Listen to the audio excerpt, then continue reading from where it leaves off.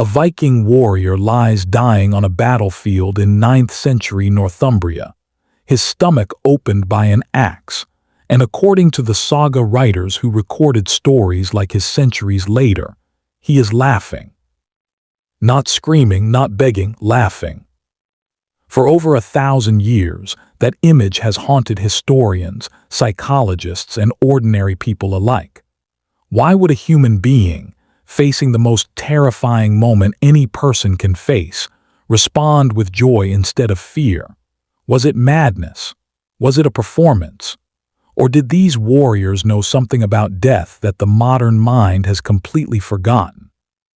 To answer that, we have to ask 3 questions the sagas never answered directly. What did these men actually believe was waiting for them on the other side of death? What kind of society could train a human brain to override its own survival instinct? And whether that smile was real courage or something far more calculated? The answer touches war, mythology, and one of the most powerful psychological mechanisms human beings have ever built to survive their own mortality. To understand the Viking relationship with death, you first have to understand the world they were born into. Scandinavia between the 8th and 11th centuries was not a gentle place. Winters were long, farmland was scarce, and survival depended on raiding, trading, and constant risk. In a world with no guaranteed harvest and no guaranteed peace, death was not a distant abstraction. It was a neighbor. It visited often and it visited young. Modern psychology has a name for how human minds respond to the constant awareness of death. It is called terror management theory, developed by psychologists Sheldon Solomon, Jeff Greenberg, and Tom Piszczynski in the 1980s. The theory argues that human beings are the only animals aware they will die, and that awareness creates a background hum of existential anxiety that never fully goes away. To survive that anxiety, cultures build belief systems, symbols, and value structures that give death meaning. When death has meaning, fear shrinks. When death is random and meaningless, fear grows unbearable. The Vikings did not have access to psychological theory, but they built exactly the kind of meaning system terror management theory describes, and they built it with extraordinary precision. At the center of it was Valhalla, the great hall ruled by Odin, where warriors who died bravely in battle were believed to be carried by the Valkyries to feast, fight, and prepare for the final battle of Ragnar Lothbrok.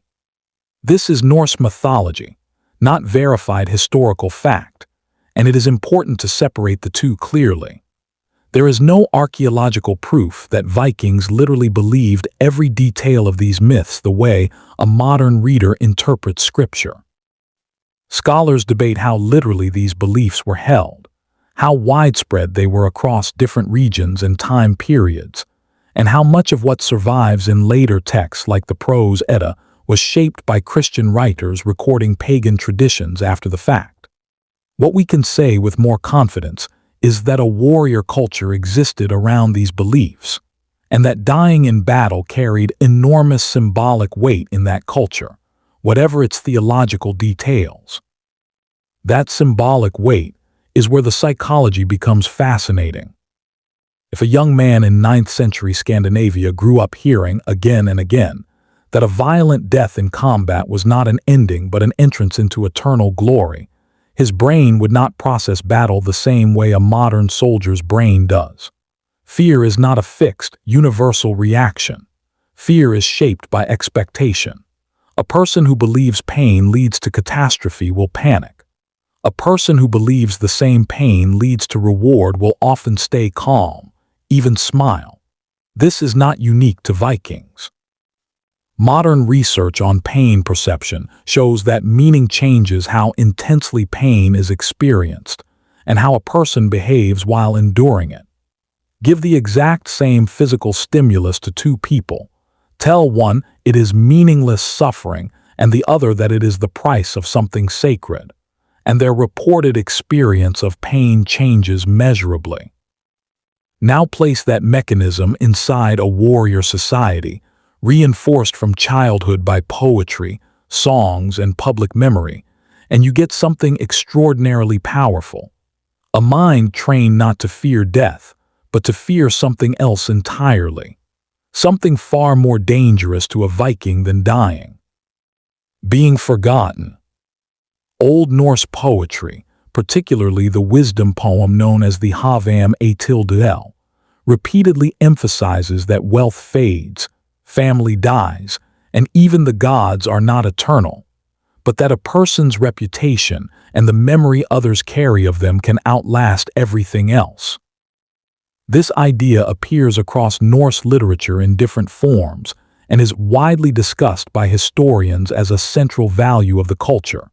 Though exact phrasing varies between translations and scholars caution against treating any single translated line as a precise, literal quotation.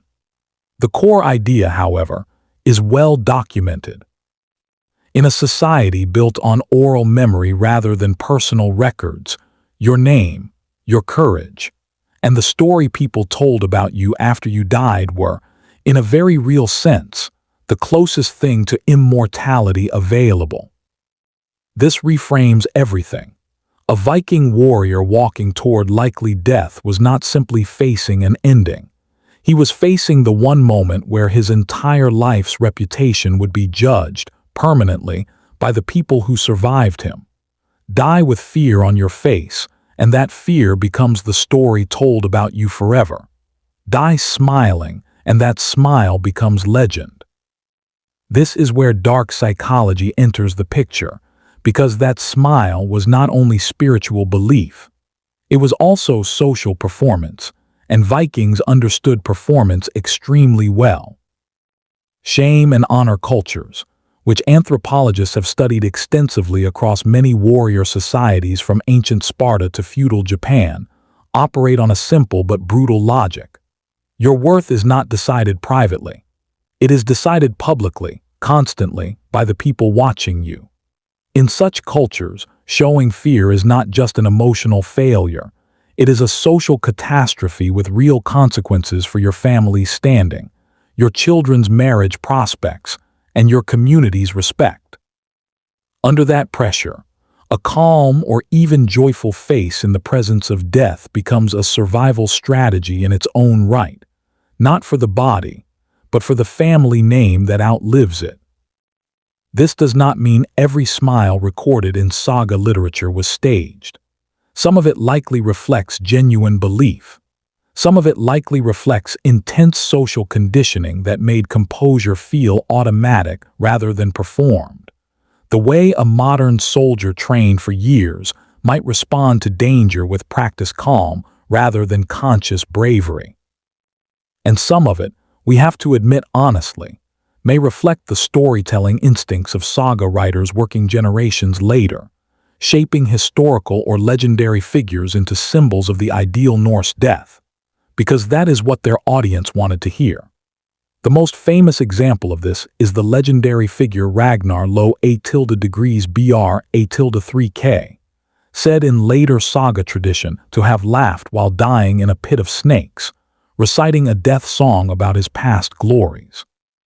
Most historians view this specific story as legend rather than verified fact, shaped and expanded long after any historical Ragnar may have lived.